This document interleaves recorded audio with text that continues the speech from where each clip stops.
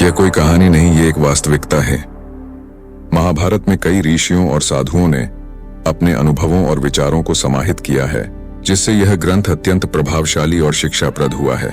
महर्षि वेदव्यास जी ने भारतीय समाज की विविधता को समेटने का प्रयास हमेशा किया है और उन्होंने इसमें अनेक उदाहरणों के माध्यम से मानवीय दुर्घटनाओं के पीछे छिपे सिद्धांतों को प्रस्तुत किया है। जब महर्षि वेदव्यास महाभारत लिखने के लिए बैठे तो उन्हें एक ऐसे व्यक्ति की आवश्यकता थी कि जो उनके मुख से निकले हुए महाभारत की कहानी को लिखने का कार्य करे। इस कार्य के लिए उन्होंने श्री गणेश जी को चुन लिया था और श्री गणेश जी भी इस कार्य को करने के लिए तैयार हो गए।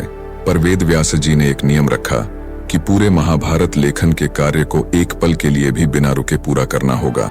इसलिए वेदव्यास जी ने निर्देश दिया कि कथा लिखने के समय कोई भी बाधा नहीं होनी चाहिए। इस पर गणेश जी बोले, अगर आप एक बार भी रुकेंगे तो मैं लिखना बंद कर दूंगा।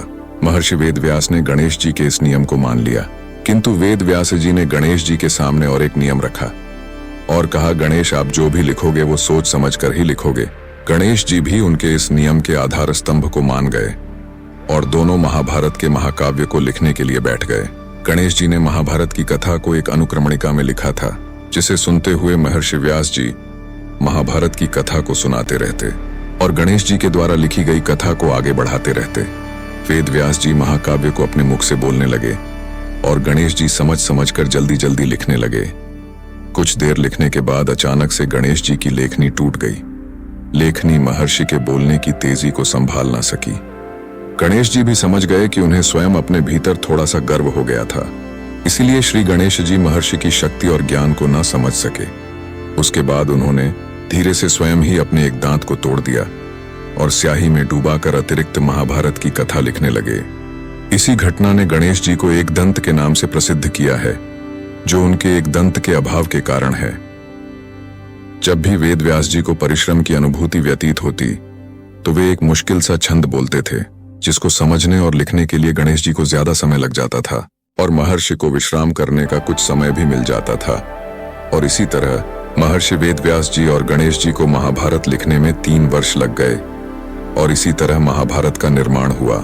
इसलिए व्यास जी के आदेशानुसार गणेश जी ने महाभारत की कथा को अपने मन में स्थिर रखकर लिखने का काम किया। गणेश जी की प्रतिभा और बुद्धिमत्ता के कारण कथा बिना किसी विघ्न के लिखी गई। इस कथा के अनुसार गणेश जी ने लिखते समय अपने दांत का उपयोग किया, जो कि महाभारत के रचनाकार महर्षि व्यास जी की प्रेरणा से हुआ। गणेश जी के दांत टूटने का कोई अन्य विशिष्ट कारण नहीं है। यह कथा केवल उनकी बुद्धिमत्ता और कला की महिमा को दर्शाने के लिए है।